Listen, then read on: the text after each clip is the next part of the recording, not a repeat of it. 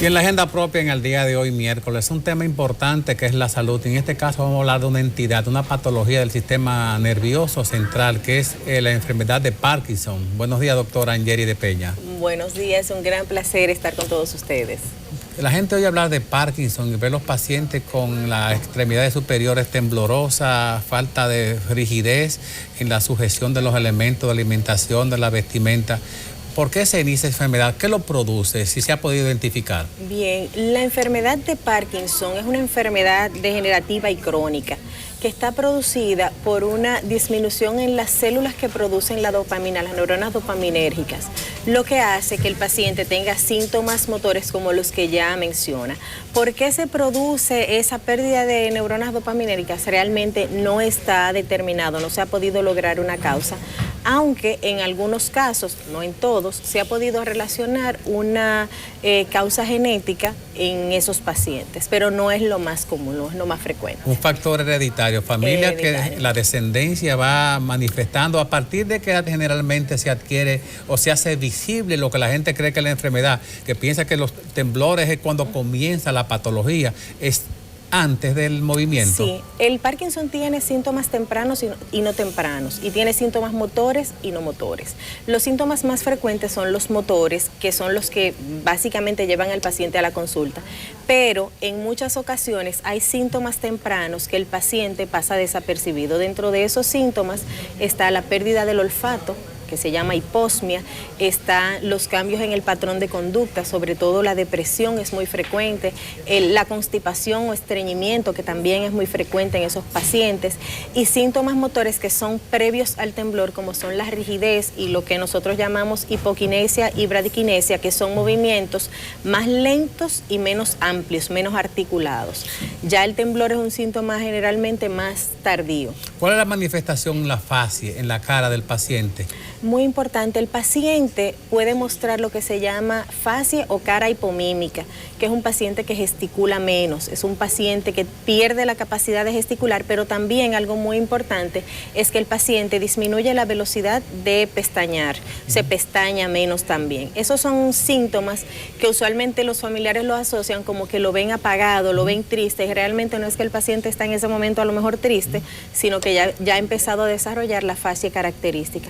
También hay una postura característica. El paciente con Parkinson tiende a tener una postura en flexión y una marcha rígida, con poco balanceo de los brazos, que en la mayoría de los casos es unilateral o predominantemente unilateral. O sea, cuando el paciente camina, balancea normalmente un brazo y el brazo afectado lo balancea menos. ¿Hay alguna relación entre la motilidad y la sensibilidad de las terminaciones nerviosas en las extremidades y en la cara con la manifestación del Parkinson? Realmente es un síntoma más motor que sensitivo. O sea, el trastorno es un trastorno motor, que es lo que disminuye la facilidad del movimiento, podríamos decir. La parte terminal de los movimientos involuntarios en las extremidades, ¿cuál es el extremo de ese tipo de problema en el paciente? ¿Hasta dónde llega? Miren, el temblor, que es el síntoma del movimiento repetitivo, que es un temblor en reposo, descrito como un temblor en reposo, puede llegar a ser desde un temblor, digamos que leve, tolerable por el paciente o que se maneje con medicamentos, hasta un temblor permanente y muy discapacitante. Son pacientes que pierden la capacidad de alimentarse por sí solo, de vestirse, de escribir, de realizar la vida con independencia, adicionando a eso la incomodidad de temblar todo el tiempo. O sea, puede ser un temblor severamente discapacitante. Por favor, para que nos coloquen los números telefónicos en la pantalla y que las personas, bueno, ya será para la próxima semana, un poquito más adelante. Me dice que tenemos el tiempo un poquitito disminuido. Doctora, en la familia, ¿qué precaución o cuáles medidas de afecto, de consideración para que el paciente ni se deprima, pero tampoco para que se sienta inútil? ¿Cuál es el deber de la familia? Bien, la familia es muy importante en este tipo de enfermedades, y yo siempre digo que las enfermedades crónicas son enfermedades no solamente del paciente, sino de la familia. Degenerativa, que es irreversible. Es irreversible. Esto es una enfermedad que podemos enlentecer la progresión de la misma con los tratamientos, pero no podemos curarla ni revertir el daño que ella está causado. Entonces el paciente, el apoyo familiar es sumamente importante. Tener también en cuenta que el paciente necesita asistencia, necesita ejercicios, terapia, necesita también ayuda para evitar o disminuir la progresión del deterioro cognitivo que también acompaña la enfermedad del Parkinson. ¿Qué medicamento prescribe el médico neurólogo, el médico que le da seguimiento al caso, y para qué sirve? Hay muchos tipos de medicamentos, hay diferentes tipos de medicamentos. El medicamento, digamos que el medicamento todavía que más aprobado. Doctora, excúseme la interrupción. Tenemos desde Jimaní, vía directa, a la señora Iris Guava de los comedores económicos, que tiene declaraciones en este momento. Vamos a escucharla. No tenemos, te podría decir.